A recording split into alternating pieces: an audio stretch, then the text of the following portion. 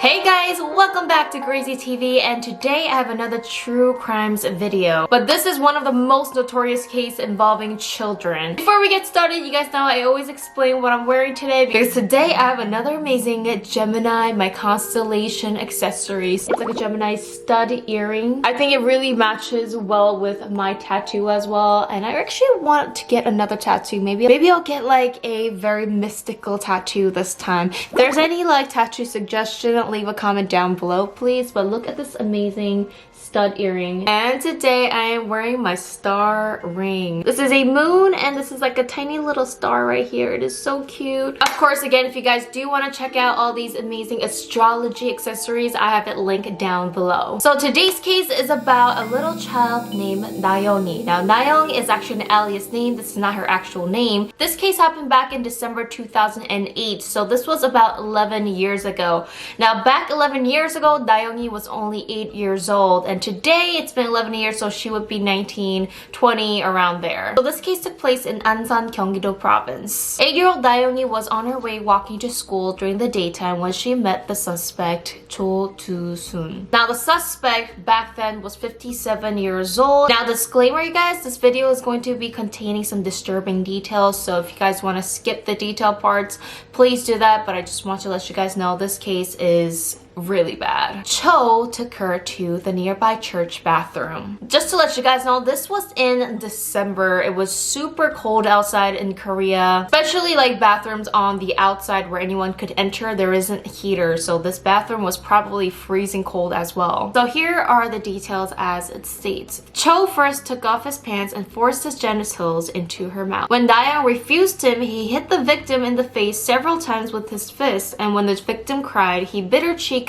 and strangled her until she fainted. Now when the police found Nayeongi, there was a big like red mark in her cheeks to the point that it was almost falling out. This is how bad he has bit her. To the unconscious Nayeong, he ripped off her clothes to rape her. He raped her not only in her private areas but in her ears. Then to try and remove the evidence, he shoved a toilet pump into her private areas, which damaged her organs permanently. At one point, her organs were slipping out of her body from below. To prevent the organs from slipping out, apparently Cho put her in a sitting up position. I'm not sure why that was, but he then raped her again. He tried to drown the child, left cold water running to, I guess, get rid of any evidences while she was unconscious to remove his semen or DNA. Now this whole incident apparently lasted about 30 minutes.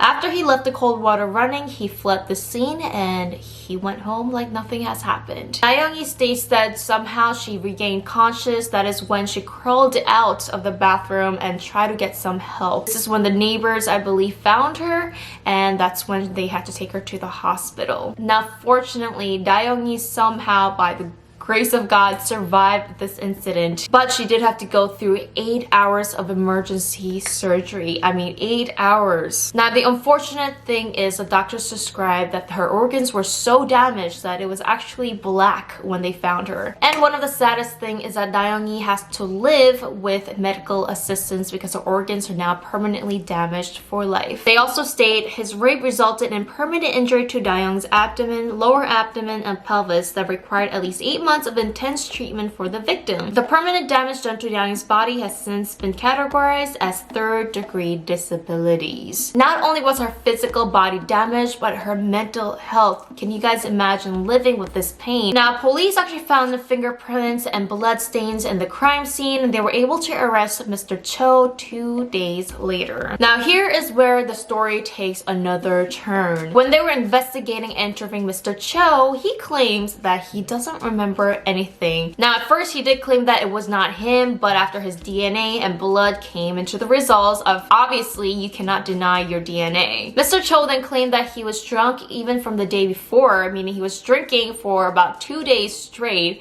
and that is the reason why he cannot remember any details and what he has done. Now this is where the trial has begun. Not only was that the crazy part that Mr. Cho was denying everything that he has done, another case about bad police police work. Her father says that while they were in the hospital treating Nayoung이, the police made her come to the police station. Yep, they made the sick child go all the way to the police station to just get an interview. Her father says that it was in the middle of winter when they needed to do this interview. He remembers himself and his child Nayoung이 standing in the middle of the street trying to get taxis. So Nayoung이, who actually had a bladder bag that was attached to her body, they were standing there for 20 minutes trying to get a taxi. They also say that during Nayoung's interview, the recording tape that was supposed to be the evidence was not rolling at the time. So they had to do the interview 4 more times. They made her sit in a hard chair for a long time with her bodily bag still attached to her. Can you guys imagine an 8-year-old girl going through this horrific trauma, having fluid bags attached to your body? Now you must go to the police and get investigated and tell your side about what happened to this horrific crime. I mean, I don't know, you guys, this just gets me angry. There must be some other way that you can interview the victims without having them to go through this. Nayoung's family was also reported to be not too well off, so they didn't have a lot of money in the family and they were having a hard time paying for bills. Nayoung's father actually had to quit his job to take care of his daughter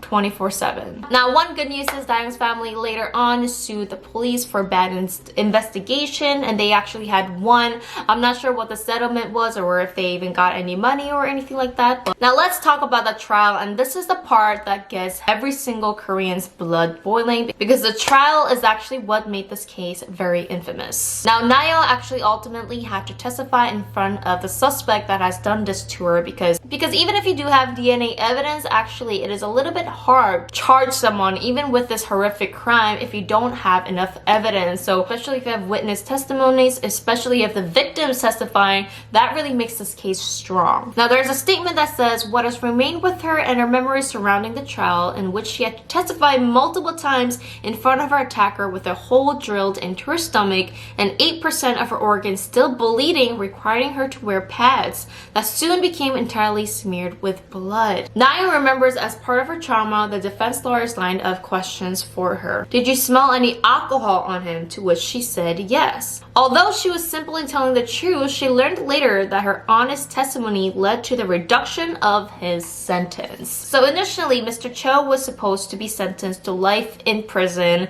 but this is where the case gets crazy. There is a law called 심신미약 in Korea. So this law basically states that when you're physically and mentally disabled or mentally weak, you should not be punished into the full sentence. In another term, it's saying because I was under the influence of alcohol, my judgment was not clear and therefore I should not get the full punishment. A lot of people who are actually under the influence of alcohol and they're charged with the crime uses this 심신미약 excuse because they could get away with the crime. Now, I don't understand it, and a lot of people actually have petitioned to get this law out from the books at all so that people cannot use the drunk excuse to get away with crime, basically. So like I said, he was initially sentenced to life in prison only to succeed in having his sentence reduced at the second trial using the remarkable defense that he was drunk. Now, he stated in trial, "I am not the type of a sick monster who rapes an 8-year-old girl." Cho wrote over 300 times to the judge of his trial pleading for his innocence. "I was under severe influence of alcohol. It destroyed me." His plea changed his sentence and his faith. His sentence was reduced to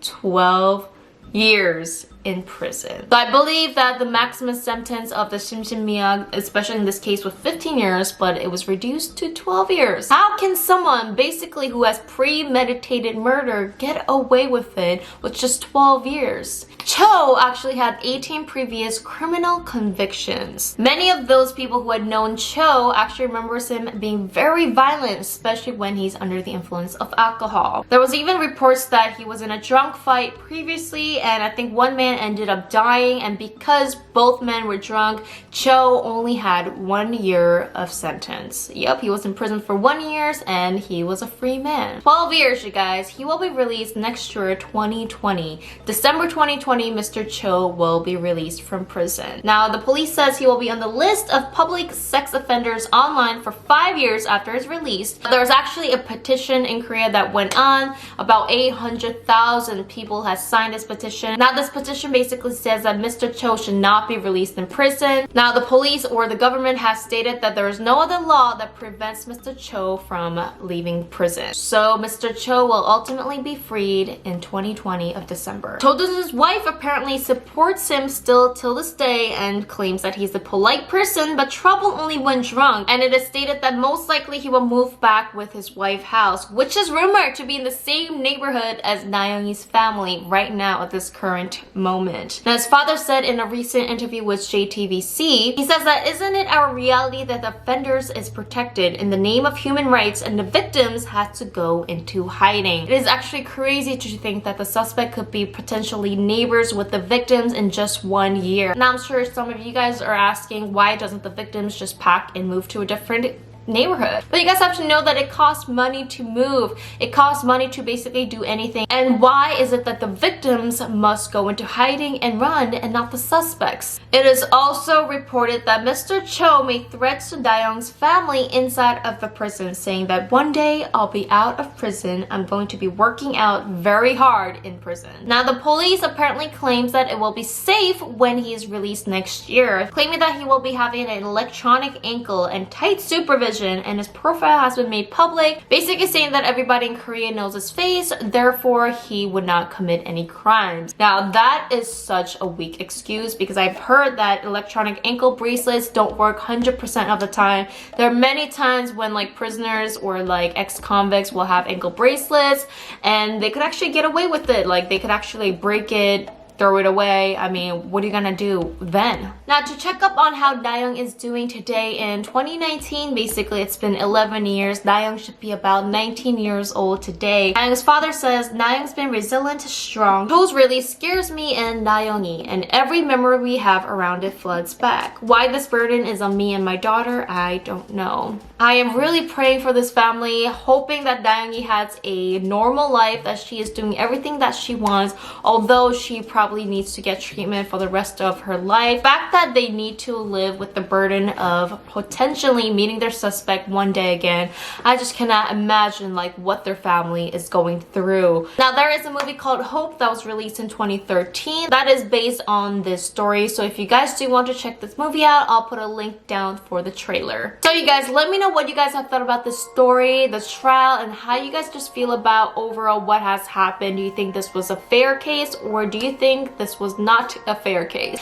I thought it was super important to talk about this case because I don't want it to be forgotten, because I know how important it is to protect our children. Thank you guys so much for watching, and remember to share this video so the story is not forgotten. Like this video, and it really helps me out if you guys click the subscribe button and hit the notification bell because I reply to all my early birds. So I'll see you guys in my next video. Bye!